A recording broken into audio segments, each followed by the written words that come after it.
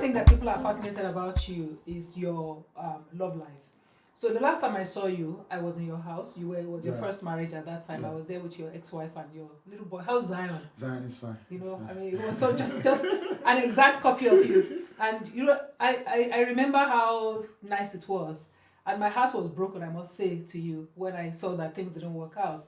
And I've always wondered what happened. I know you are married again. At least that's what I read in the papers. I'm not married again. No. Oh, that's what the papers say. So I mustn't trust what I read. Like I said, there's so many things that affects the industry. It affects every other part of the industry as well.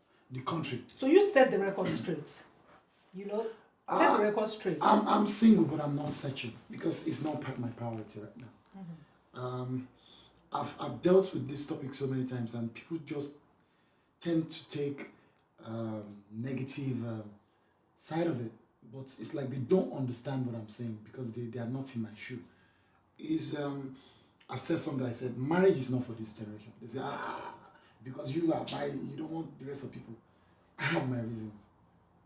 Because as a Nigerian, as a Yoruba man, there are some culture and tradition that you're being taught or you're being brought up. As a man, you want the same thing from your wife. You're not going to get it from today's woman. Because we have exposure. They are the ones that sent us to school. And I still want my woman to serve me food and kneel down. Hey, Joanty, who's going to do that for me now? I ain't kneeling down for you, I'm sorry. Exactly. And when my dad or my mom is there, if I'm in the mood, and my mom, if I'm in the mood, and kneel down, you come back want something to else, get something. you know, no, actually, I don't want anything from you. You just feel like I just, you know, if I'm feeling like it, you know, and then I just kneel down and who your mommy? Who your mommy? You know what I mean by that? I know what you're saying. But you're not gonna get that as a man. So we today's men need to get that into our T-score that you're not gonna get the same thing your mom is giving to your dad. You're gonna get something different. Because who you're getting married to is quite different from your mom. But we are not ready. That's why you see at this generation, you see marriage is 6 months. It's dissolved. And people are yet to let me clarify, because this is a very important point you're making. Now you're saying that the concept of marriage as we used to know it can no longer work it's there. Is there. But cannot work for our generation. But cannot work for this generation. And you are blaming the women?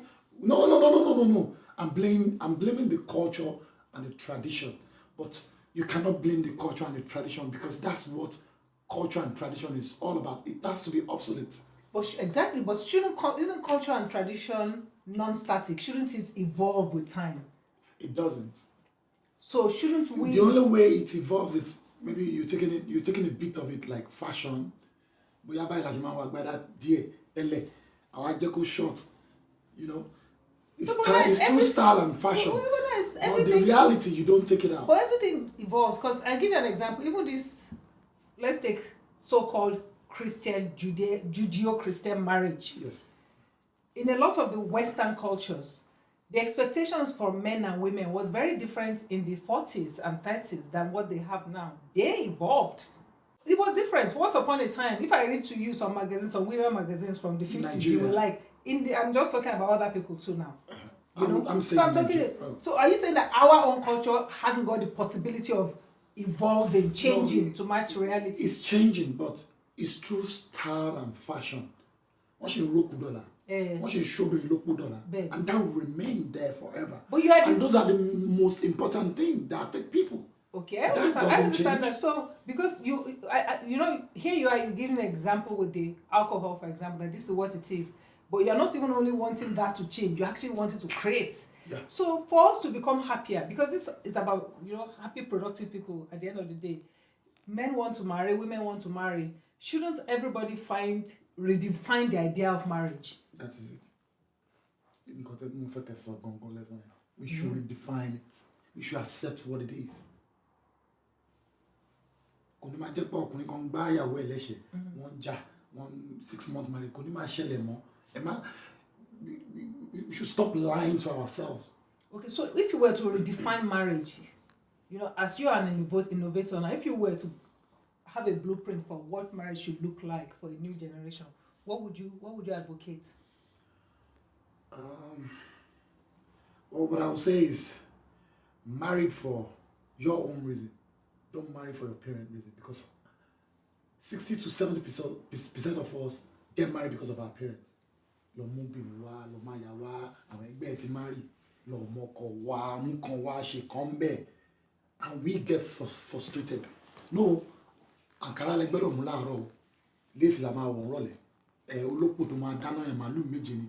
We don't get married for our own reason. We get married because of our tradition. What Bible depicts, what Quran depicts. We respect your parents. Listen to what they say. And they will tell you, our culture says, ọmọ tó gbọ́dọ̀ fẹ́, ó gbọ́dọ̀ fọmọ Ògbómọ̀ṣọ́, ó gbọ́dọ̀ fọmọ Àkúrẹ́, Ìjẹ̀bú ó gbọ́dọ̀ fẹ́ Ògbómọ̀ṣọ́. We should get away from all those things and get married because you want to get married, because you love the person you're going to spend the rest of your life with. Right. For every marriage that has been dissolved, until there is one element of, should I go ahead? Shouldn't I go ahead? Before you do that, then go to the altar or do whatever you want to do. Like 5 to 10 minutes, your mind will be telling you that this thing is not going to work. Did that happen to you? It happens to me, but I fought it because I was like, come on now, I have so many things to lose more than what I'm going to gain. Because if I do that, it's like I'm against the rest of the world. So we should 100% get married for what will make you happy. Very important. Regardless of the culture, regardless of your parents, get married because you want to get married. Get married because it will make you happy. Don't get married because Tinuke got married and I have to do a wedding that will be more extravagant. No. Because it puts pressure on people. Because, earlier when people asked me about that, actually, when they say, why do you want to get married? Because for me, that was one of the things I rebelled against. It was always an expectation. Yeah. And I did not want my life to be anybody's expectation. I was wanting to find companionship for somebody who would see me for whom I am, who would honor whom I am, and who would want to share his life with me as equal partners. Mm-hmm. And if I had found that sort of person, I might have considered actually marrying him. And that's very scarce, auntie. Why do you think I'm single? It's very so might. But every other thing, it seems to me that you will be setting yourself up and also setting children up, which makes it a little more difficult. So for you personally, what have you learned, at least going forward, in terms of relationship that you want to do differently? What I'm doing differently now is being happy. If my happiness is going to be in Colombia, I'll go there. I just want to be happy. Whether you're married, whether you're single, give me my happiness, you see the best of me. So that boy that asked that question earlier, whether it's boy or girl, I don't remember. You gave him an answer now that be happy. Be happy. Actually, whatever makes you happy. Whatever makes you happy. Because I feel like we misled him earlier when we were saying that, he won't be happy, this is what is expected. No. If you're in a marriage, get your 100% happiness. Mm-hmm. If you're single, get your 100% happiness. Mm-hmm. Whatever you want to do, make sure you are getting that 100%. That's what makes you stay longer. Okay. Stay younger. Okay. We are getting there now. Finally, because I can sit here with you all day and just talk. Mm-hmm. I want to focus on the album, and just try and understand what's inspired, what you're writing about now, the kind of things, because I did consciously listen to quite a bit of it. I mean, there was a few of it I thought were almost like you were lashing out. There was one that, I think it's Living Things, where you're like, is it Living Things where you're talking about, it's money, just go find money. Yeah, and I'm like, what is it going, what? If you understand, I think the difference between black and white is because blacks are more sentimental.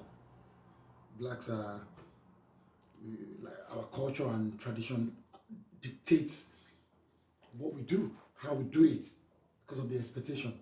And white man, that's it. My man, Mom, sorry, I can't do that. So Oma affects us. So I'm at the point and time of my life whereby if what you're wearing is not, I'll tell you. Don't talk to me tomorrow, I don't care. Mm-hmm. At least but you saw committee come down, come free. I will tell you. If I think Obasanjo is not doing something right, I will mention that name. What brought you to that point? Because a lot of people want to sue me. And we've been living in that bondage for too long. It was passed on to me from my own parents. I'm tired. I'm done with that. If you are not doing something right, I will mention your name. And yes, you kill me. Then trust me, 10 more people will rise up. Doing the same thing. Telling you until we get to that happiness, that cohesiveness. Until we get there. So if that happiness is reduced by 1%, no. I won't stay there. What would you say as advice to anybody watching you as to how to find that happiness? Do what pleases your mind. Don't be influenced. Because for every mankind, God created them for a reason, for a purpose. So don't.